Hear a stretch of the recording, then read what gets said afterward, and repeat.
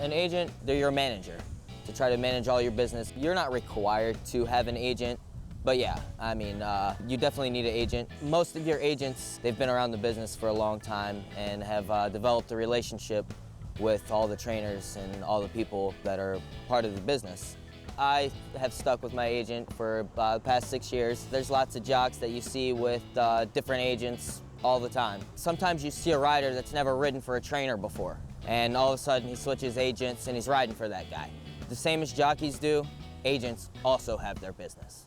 So a good agent can improve a jockey's business. You gotta work together. You know, it's definitely a team effort. He'll sort throughout all my workers in the morning, get everything lined up. So all I gotta do is go from barn to barn and get on the horses that I'm supposed to for that morning. You know, they're at the draw to make sure that their riders are named on the horses that they're supposed to. You know, we run 9 or 10 races a day, so you know, there might be 15, 20 races to choose from every day entries. You know, you get the condition book, which might have 10 races in it, but you also have your extras, maybe races that didn't go from the day before. Agents, you know, they'll kind of work together and talk to each other and figure out what horses, you know, how many horses they got going in and try to figure out what races might go and what races might not. After all the horses are entered, all the races are filled and they feel like they got enough horses to make the card for that day, they'll print out sheets of all the horses for each race. All the agents line up around the counter. So they'll have one person that stands there and pulls out the sheet of such and such horse going as the first race. And they'll have one guy pulling numbers. They call them pills. They'll pull the pills, which draws the post position. Now sometimes a rider might be named on 2 horses in the same race. Now you want your agent there in case that happens. One, if you're named on 2 horses, he's got to be there to make a decision of what horse to ride. Number 2, that other horse, that means there's going to be a rider for that horse. Somebody needs to ride the horse. So you want your agent there at the draw all the time to try to pick up the pieces, so say of what horses come open at the draw. Normally the draw, you know, on average is about 3 days out. You know, gives the trainer an idea of, you know, what they need to do with their horse to get them ready for race day. After the draw, they'll print out an overnight, which is basically a proof, you know, what horses and what post position the trainer and the jockey. The first time I rode Seattle Train, she was good. Sometimes horses, they throw fits, you know.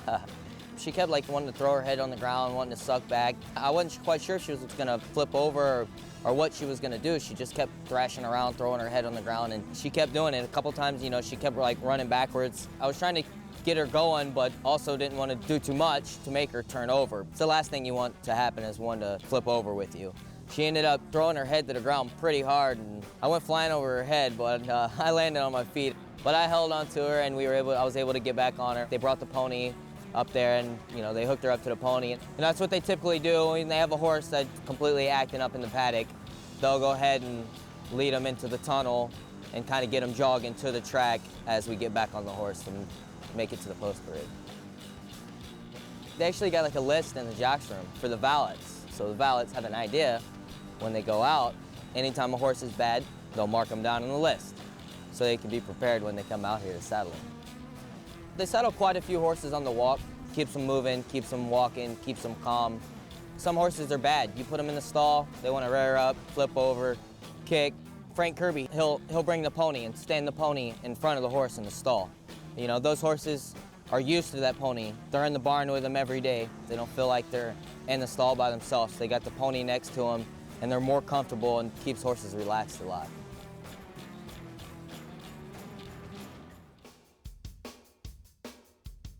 Well, we had the Illinois Honor Stakes, a race that Peyote Patty had won previously back in 2009. Going into it, I was, you know, a little concerned, you know, that she had been beat by a couple different horses in the race. You know, they had nice fillies, Cumulo Nimble, which had beat her earlier this year in the Lincoln Heritage.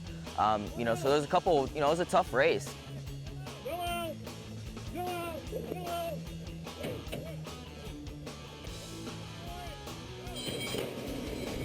When we left the gate, I was expecting a couple more horses to go out there. You know, I had seen Cumulo Nimble just started taking back, so you know, I was able to tuck in, just kind of sit right off the Cisco. You know, this horse made the lead fairly easy, with her ears pricked. And I wasn't wanting to go, head and head. So, I just kind of set off at him, and we were going into the first turn, crawling. We were setting a really slow pace, and but I didn't want to go heads up with him yet. So, I just kind of set off with him a little bit, and just kind of tried to get her to relax as much as she could, so she didn't get too much in the bit. As we turned up the backside, she was tugging me along. She was getting in the bit a lot, and we were going so slow. I didn't want to take any more hold of her than I already had. So, I had no choice but to go ahead and let her out a little bit to go on, so I didn't choke the race out of her. We were going into the turn. Cisco kind of asked his horse a little bit, kind of let him out, and so I just sat on Peyote Patty, and I didn't panic. When he didn't spurt away from me, about the 3/8 pole, I was really feeling confident that, because I knew she was going to try all the way for me down the lane. She always does. And turn for home, yeah. I mean, Cisco just hadn't really got into his horse a whole lot, but he was still right there in my sights, and I knew that she was going to try hard all the way down the lane.